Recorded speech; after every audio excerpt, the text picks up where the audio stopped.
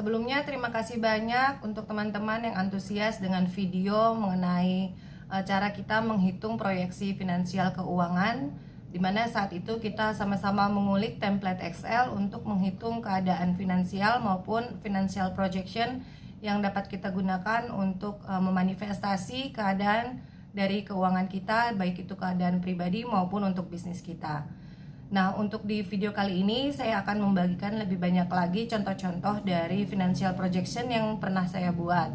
Kemudian kita akan membahas sedikit tentang apa saja manfaat dari financial projection yang kita susun, khususnya bagi perusahaan atau usaha kita ya. Apalagi kalau kita ingin menggunakannya sebagai salah satu bahan presentasi yang ingin kita ajukan kepada investor. Yuk kita lihat sama-sama. Sebelum memulai, saya ingin menceritakan sedikit perjalanan atau asal-muasal bagaimana saya yang seorang sarjana biologi malah mengerjakan template Excel ya, yang sifatnya lebih ke akuntansi atau keuangan untuk usaha. Pada saat itu saya memang ingin memanifestasi sebuah keadaan finansial di mana saya ingin kehidupan saya atau keadaan pribadi saya ini berkembang secara finansial. Kemudian saya memutuskan untuk mulai membangun usaha. Dan saat membangun usaha ini ketika saya menyusun bisnis plan-nya, saya menemukan kesulitan di mana saat itu saya tidak tahu bagaimana cara menghitung bisnis plan.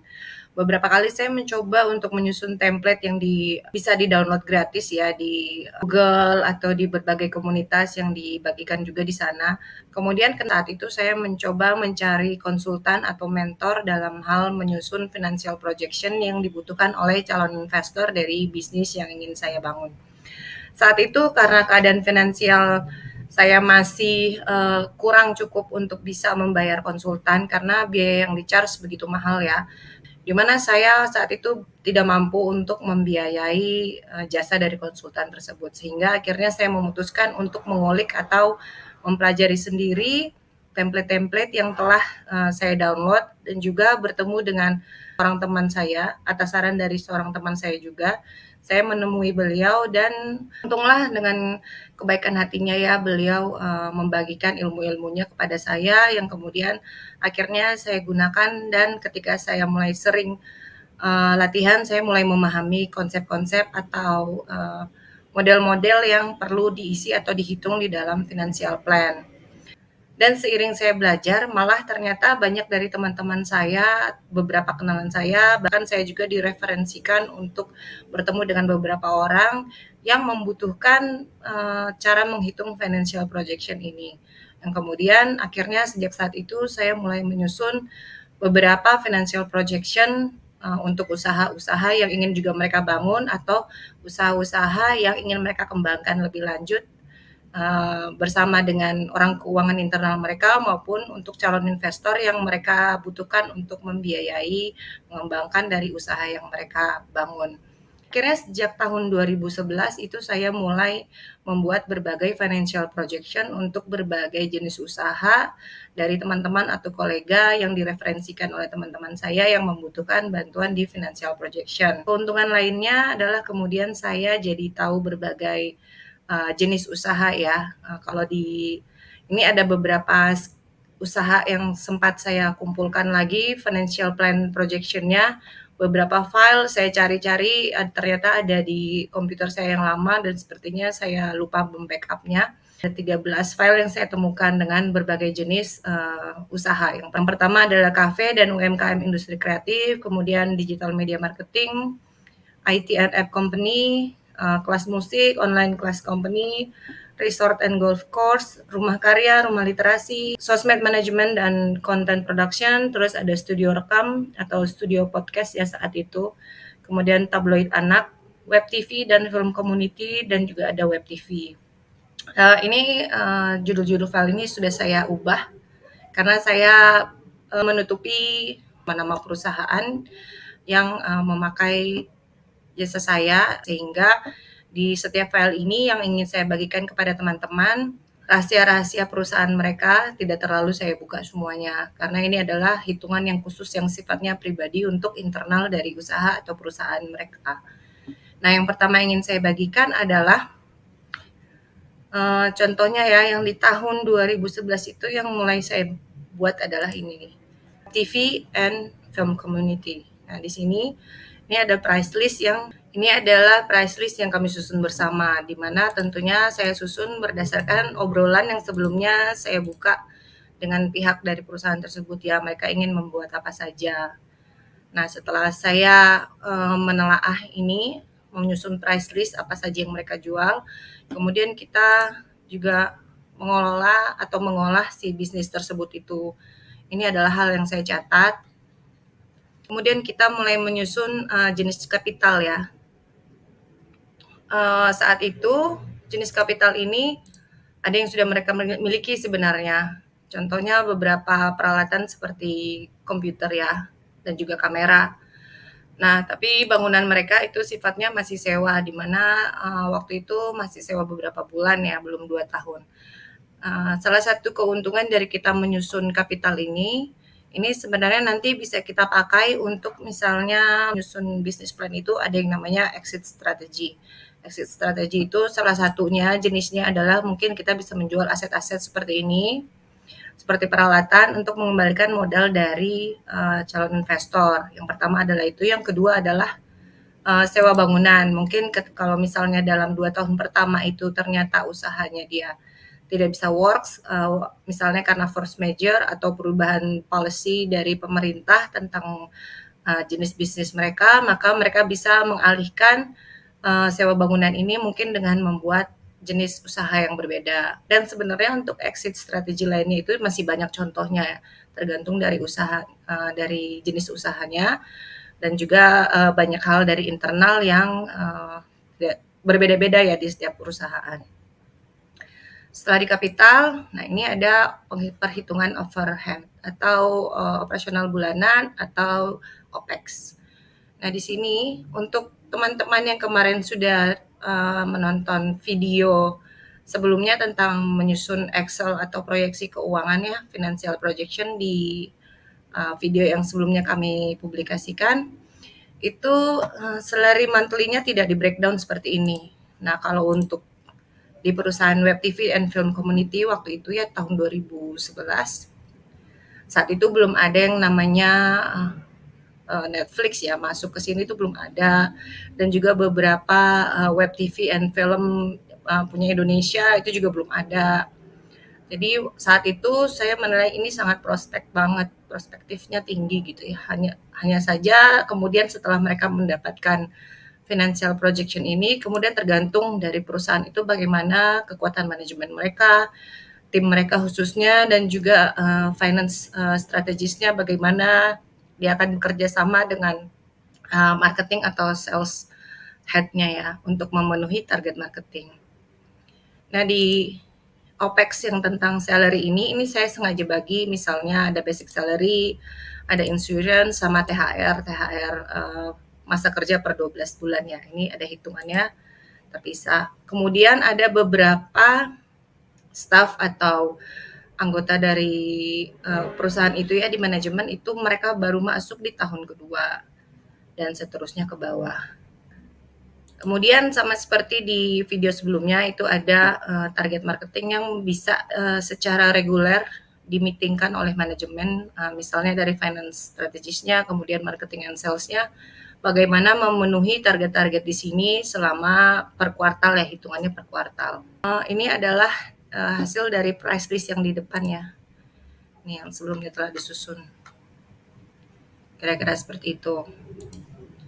Nah, kemudian secara cash flow akhirnya bisa terlihat. Saat itu hitungannya adalah seperti sini yang bagian hitam ya. Ini adalah kuartal ketika target kuartal yang ditargetkan untuk menjadi momen BEP atau break even point. Nah, ini akan berubah seiring dengan strategi atau konsep ya, konsep campaign maupun konsep marketing and sales-nya berdasarkan target marketing yang telah disusun ini. Jadi ini penting banget teman-teman untuk target marketing ini untuk diperhatikan. Pertama, tentunya kita memperhatikan kekuatan internal dari perusahaan itu. Perusahaan kita ya, kalau misalnya ini akan kita bangun untuk diri kita sendiri. Nah, ini sebenarnya bisa berganti-ganti nih kalau misalnya selalu ada rapat kuartal ya. manajemennya. Jadi, misalnya kalau di sini ternyata tidak memenuhi targetnya bisa ditambahkan ke kuartal berikutnya. Kemudian udah harus langsung menyusun strategi bagaimana mengejar target di kuartal selanjutnya. Sehingga cash flow-nya sesuai dari yang sudah dihitung ini bisa terpenuhi dengan baik. Nah, ini juga adalah hitungan dari profit and loss, di mana ini tawaran investasinya nanti bisa diajukan kepada calon investor. Tentunya sifat Excel ini adalah sebagai syarat ya. Dari misalnya ada investor yang mau, dia ingin melihat dulu ini gimana hitungannya finance seperti apa. Nah, ini bisa dijadikan salah satu kekuatan teman-teman bahwa teman-teman sudah memperhatikan bisnis usaha ini dan menyusun begitu matangnya sampai ke target-targetnya. Tinggal kemudian di bisnis plan itu ditambahkan lagi items-items contoh-contoh dari apa saja campaign yang akan teman-teman susun dan juga bagaimana cara memenuhi target dan apa yang akan terjadi kalau sampai perusahaan ini membutuhkan exit plan. Sehingga investor merasa aman ya, aman dan cukup nyaman untuk berinvestasi di usaha yang teman-teman ingin bangun bersama mereka. Nah, berikutnya waktu itu untuk jenis usaha yang berbeda adalah ini resort ya, resort and golf course. Waktu itu ini direferensikan oleh teman kami kepada seorang expat ya, dia membuat usaha resort and golf course. Nah, ini adalah contoh kapitalnya yang sudah kami list. Ini ada yang sudah mereka bangun, tapi mereka tetap ingin butuh hitungannya. Jadi ada price-nya yang memang udah sesuai dengan apa yang mereka keluarkan ya. Tapi juga ada price yang di kapital itu belum dihitung, sehingga kami harus riset dulu kira-kira harga membangun ini berapa. Itu kita ngobrol dengan kontraktornya dan sebagainya. Ini segala macamnya udah disusun. Kemudian setelah menyusun kapital ini, kita menemukan total 10,9 M. Tentunya itu belum dengan pembelian lahannya ya. Ini masih kita kosongin waktu itu pembelian lahannya, karena investornya ini kalau untuk pembelian lahan ini dia agak tertutup. Mereka akan mengisi sendiri sih di kolom ini nanti setelah mereka mendapatkan file ini. Nah, kemudian di product and services itu juga kita list akhirnya. Ada beberapa yang tidak mereka buka ya, contohnya dari makanannya ini modalnya berapa, jadi modalnya berapa dan apa saja yang mereka akan jual itu mereka tidak terlalu open sehingga kita tidak bisa hitungkan. Jadi kita hanya bisa menyusun fix revenue-nya itu, kira-kira kami memakai angka segini. Nah, ini sebenarnya bisa berubah tergantung dari ketika kita lihat nanti cash flow-nya itu kapan BEP-nya, apakah sesuai dengan keinginan dari pemilik usaha itu. Misalnya dia ingin BEP 2 tahun aja lah, saya harus udah dapat keuntungan gitu. Nah, ini bisa dimainkan di harga ini, apakah lebih dinaikin atau bagaimana. Ya, ini. Kemudian operational cost-nya ini sudah jauh lebih lengkap lagi dari versi yang saya sempat share di video sebelumnya ya. Ini mirip-mirip juga dengan yang tadinya saya ceritakan ini tentang web TV and film itu ya. Di overhead itu kita ada membagi seperti ini, dari basic salary, insurance, THR, kemudian ada karyawan yang masuk di tahun kedua, ada karyawan yang masuknya di kuartal ketiga tahun pertama, dan seterusnya. Nah, ini dia nih tadi, seperti breakdown dari salary and allowances ya.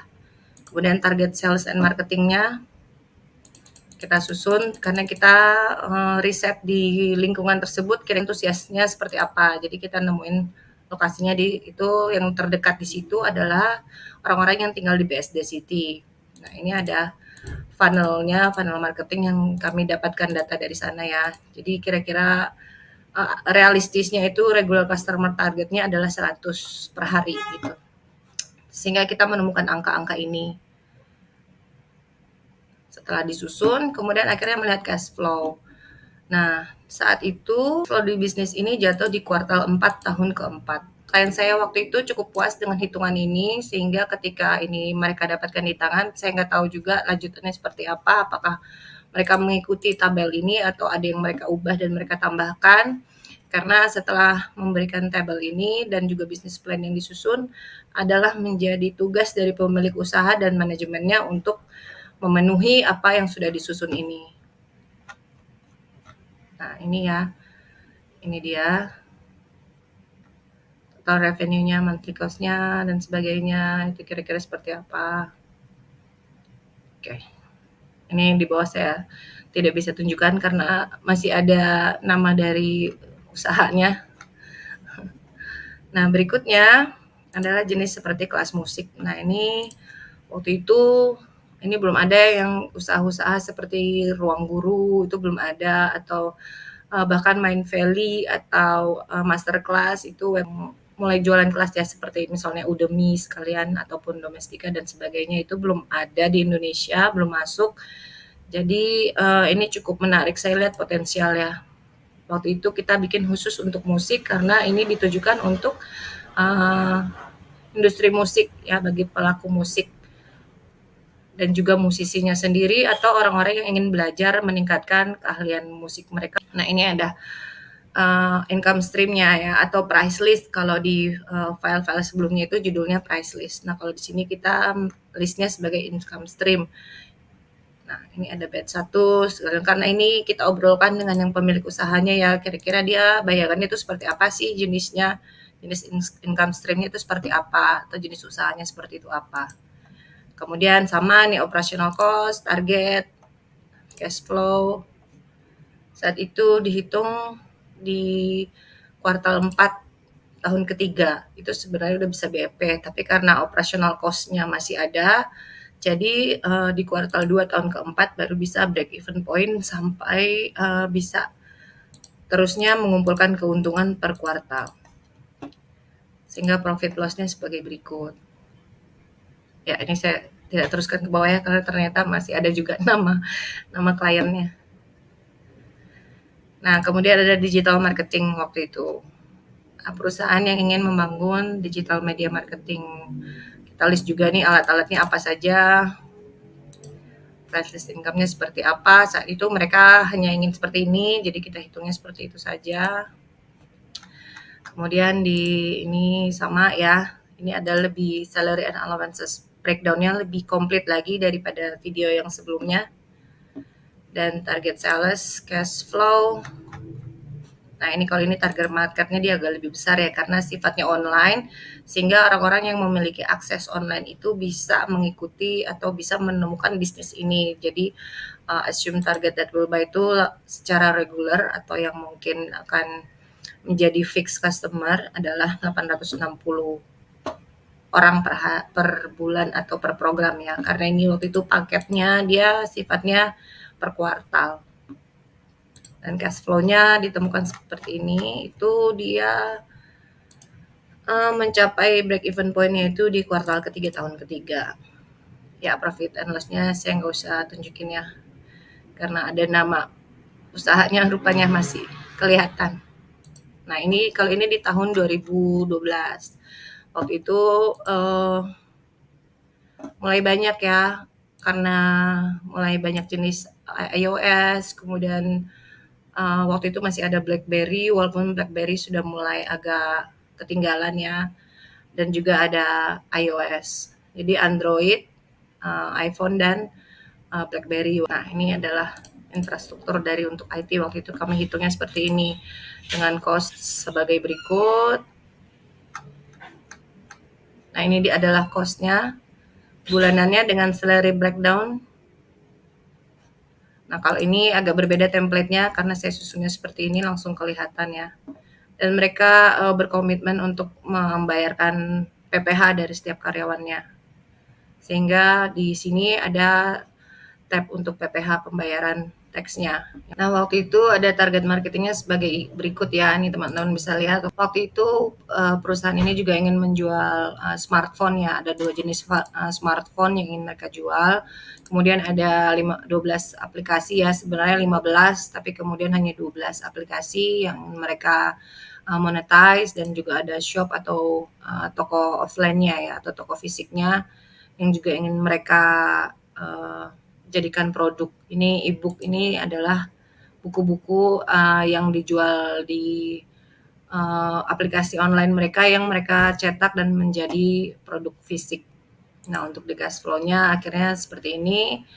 Dan profit and loss-nya juga ada. Ini saya juga tidak bisa tunjukkan ya. Ini di cash flow ini pesanannya adalah bahwa di tahun kedua ini sudah harus break even point. Jadi kita menyusun price list revenue-nya seperti apa dan apa saja yang harus dilakukan untuk bisa mencapai break even point di kuartal pertama tahun kedua. Nah, ini dia profit and loss-nya ya. Kira-kira seperti itu. Demikianlah beberapa contoh dari financial plan dan financial projection yang sempat saya buat untuk beberapa orang atau beberapa usaha yang saya ingin bagikan di video kali ini. Nah, sebagai rangkumannya, beberapa manfaat dari financial projection itu bagi usaha maupun bagi calon investor. Dengan menyusun proyeksi seperti ini, teman-teman bisa memantau perkembangan atau strategi marketing apa yang harus teman-teman lakukan agar usaha teman-teman bisa mencapai keuntungan yang ditargetkan. Yang kedua adalah bagi teman-teman yang mengikuti kelas manifestasi, pembuatan tentang financial projection itu menjadi salah satu bentuk teman-teman memvisualisasikan bagaimana keadaan dari usaha ataupun bisnis yang teman-teman bangun, sehingga terasa lebih nyata lagi untuk teman-teman bisa wujudkan. Nah, untuk teman-teman yang tertarik untuk dapat menyusun financial projection seperti ini, bisa menghubungi ANJ di kontak-kontak yang kami bagikan di sosial media kami. Semoga ini bermanfaat bagi teman-teman, baik itu secara pribadi maupun untuk bisnis dan perkembangan usaha, dan juga manifestasi dari keinginan teman-teman dalam perkembangan keuangan pribadi teman-teman sendiri.